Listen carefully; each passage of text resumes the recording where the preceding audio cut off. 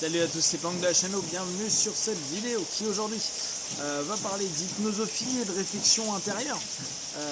Actuellement là je suis en Asie, je suis au Japon et comme dans beaucoup de cultures, ils ont différents temples et différents cultes par rapport aux animaux, par rapport à des entités, à des kami, etc.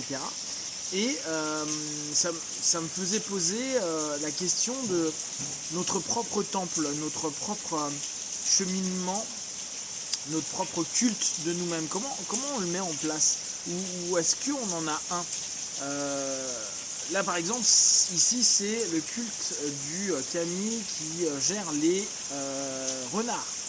Donc on voit que c'est quelque chose qui est valorisé, pris en considération, respecté. On peut se poser la question de savoir si nous, on a au moins autant de considération que certains lieux de culte qui existent, alors que bien sûr on peut y imaginer, y voir, y percevoir, y projeter, y croire qu'il y a des entités, il y a des égrégores, il y a un inconscient collectif dedans, etc. Certes, mais quand je vois au Japon, mais aussi en France, dans nos lieux de culte divers, nous on a laissé un petit peu pour la même idée par rapport à différentes notions comme le voyage, etc. On a nos propres saints, eux ils ont des kami, on a des cultes, on a même des talismans. Alors après ça va être de tels saints, on a un petit collier avec un pendentif, etc. Ici ils ont des talismans assez traditionnels. On voit quand même qu'il y a une recherche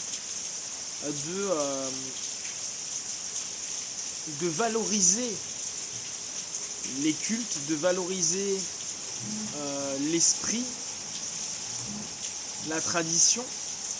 Et si on se met ça en interne, alors je vous propose toujours la même dynamique là que je vous propose avec le triangle dramatique. Là, à quel niveau nous on a en interne un culte, un respect, une écoute, un entretien de notre église intérieure, notre mosquée intérieure, notre synagogue intérieure, notre temple intérieur, on s'en fout du nom qu'on peut lui donner. Il est intéressant de voir que on arrive à dépenser des millions. Là on l'a vu avec Notre-Dame il n'y a pas longtemps. Là je le vois moi pas mal avec les temples que je visite. Il y a de l'investissement pour cet externe qui doit nourrir l'interne, qui doit valoriser notre cheminement interne et qui très rapidement peuvent devenir des rituels sans consistance parce que on garde juste l'image ou l'habitude, le pattern. Maintenant, si on s'interroge sur nous, notre dynamique perso, sur la façon dont nous on gère notre propre temple interne, psychique et même physique, est-ce que on y fait suffisamment attention? Et si je reprends le triangle dramatique, est-ce que en jouant à ce triangle intérieur, on n'est pas en train de mettre en place un culte du négatif? Alors là je reprends vraiment des notions très manichéennes, très binaires du bien du mal.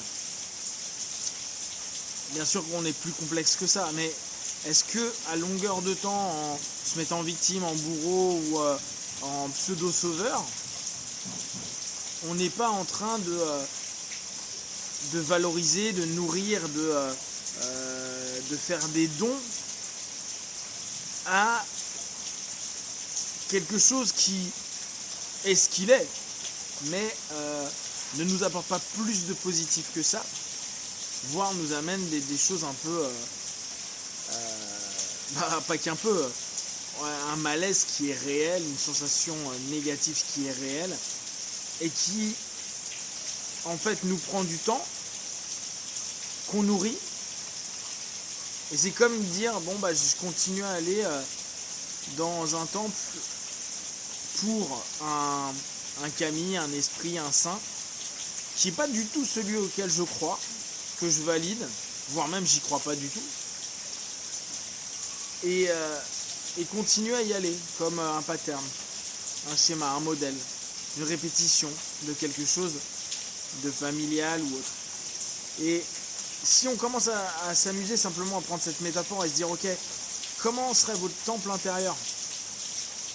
Comment allez-vous le respecter, le développer, aller y prier, méditer, qu'importe le nom que vous allez proposer, ou auto-hypnotiser, ou sophroniser, on s'en fout.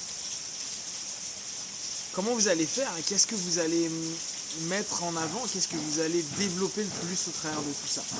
Je vous invite à aller faire un tour dans votre temple intérieur, d'aller le représenter, d'aller l'accueillir peut-être de le rénover, peut-être de le laisser en l'état, et peut-être d'aller vous y recueillir pour encore plus vous découvrir.